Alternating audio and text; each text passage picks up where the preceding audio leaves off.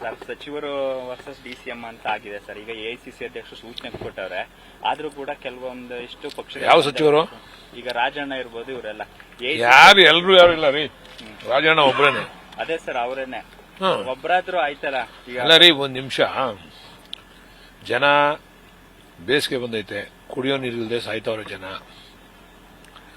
ಮತ್ತೆ ಕಾರ್ಯಕರ್ತರುಗಳು ಈ ನಡವಳಿಕೆಯಿಂದ ತುಂಬಾ ಬೇಜಾರಾಗವ್ರೆ.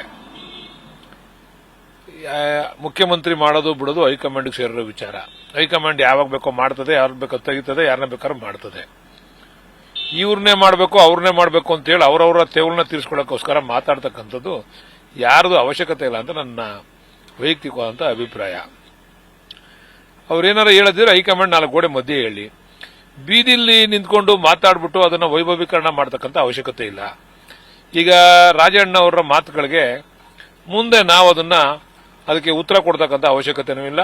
ಅದನ್ನ ಹೆಚ್ಚಿನದಾಗಿ ಅದನ್ನ ಸೀರಿಯಸ್ ಆಗಿ ತೆಗೆದುಕೊಳ್ತಾ ಅವಶ್ಯಕತೆನೂ ಇಲ್ಲ ಅಂತ ನನ್ನ ವೈಯಕ್ತಿಕವಾದಂಥ ಭಾವನೆ. ಅಂದ್ರೆ ಎಐಸಿಸಿ ನಾಯಕರನ್ನ ದುರುಪಯೋಗ ಪಡಿಸ್ಕೊಳ್ತಾ ಇದ್ದಾರೆ ಅಂತಕ್ಕಂಥ ಆರೋಪವನ್ನು ಕೂಡ ಮಾಡ್ತಾ ಇದ್ದಾರೆ ಸರ್. ಎಐಸಿಸಿ ಏನು ಅಷ್ಟು ವೀಕ್ ಆಗಿಲ್ಲ. ರಾಜಣ್ಣ ಅವರು ಹೇಳಿದಷ್ಟು ವೀಕ್ ಆಗಿ ಎಐಸಿಸಿ ಏನಿಲ್ಲ. ಎಐಸಿಸಿ ಕೂಡ ಸ್ಟ್ರಾಂಗ್ ಆಗಿದೆ. ಎಐಸಿಸಿ ಕೂಡ ಎಲ್ಲ ಎಐಸಿಸಿ ಗೊತ್ತಿದೆ ಯಾವ ಸಂದರ್ಭದಲ್ಲಿ ಏನ್ ಮಾಡಬೇಕು ಅಂತ. ಇವ್ರು ಮಾಡಿದ್ನೆಲ್ಲ ಇಲ್ಲಿ ಎಲ್ಲರೂ ಮಾಡಿದ್ನೆಲ್ಲ ಒಪ್ಕೊಳ್ಳೋಕೆ ಎಐಸಿಸಿ ತಯಾರಿಲ್ಲ. ಪಕ್ಷದ ಹಿತದೃಷ್ಟಿಯಿಂದ ಯಾರ್ಯಾರ ಸಲಹೆ ಸೂಚನೆಗಳನ್ನ ತಗೋಬೇಕು ಅದನ್ನು ತಗೋತದೆ.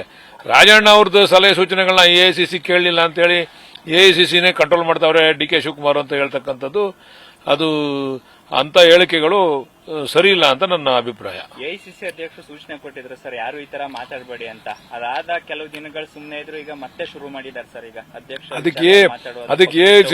ಅದಕ್ಕೆ ಎಐಸಿಸಿ ಕ್ರಮ ತೆಗೆದುಕೊಳ್ತದೆ.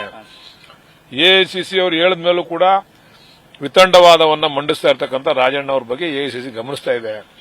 ರಾಜಣ್ಣ ಅವ್ರಿಗೆ ಸಮಸ್ಯೆ ಏನು ಅಂತಂದ್ರೆ ಅವ್ರು ಮುಂದಿನ ಚುನಾವಣೆಯಲ್ಲಿ ಸ್ಪರ್ಧೆ ಮಾಡೋದಿಲ್ಲ. ನಮ್ಮಂತವರು ಮತ್ತು ಯುವಕರುಗಳೆಲ್ಲ ಸ್ಪರ್ಧೆ ಮಾಡ್ತಕ್ಕಂಥವ್ರಿಗೆ ಯಾವ ರೀತಿ ನಡ್ಕೋಬೇಕು ಪಕ್ಷದಲ್ಲಿ ಅಂತಕ್ಕಂಥ ಆಲೋಚನೆಗಳಿದಾವೆ. ಅವರು ಇದು ಲಾಸ್ಟ್ ನನಗೆ ಯಾರನ್ನ ಬೇಕಾದ್ರೂ ಗೆಲ್ಲಿಸ್ತೀನಿ, ಯಾರನ್ನ ಬೇಕಾದ್ರೂ ಸೋಲಿಸ್ತೀನಿ ಅಂತಕ್ಕಂಥ ಮನಸ್ಥಿತಿಯನ್ನು ಇಟ್ಕೊಂಡಿರ್ತಕ್ಕಂಥವ್ರು. ಅವರಿಂದ ಪಕ್ಷ ಏನ್ ನಿರೀಕ್ಷೆ ಮಾಡಬಹುದು ಅಂತೇಳಿ ಹೈಕಮಾಂಡ್ ಅದ್ರ ಬಗ್ಗೆ ಆಲೋಚನೆ ಮಾಡ್ತದೆ.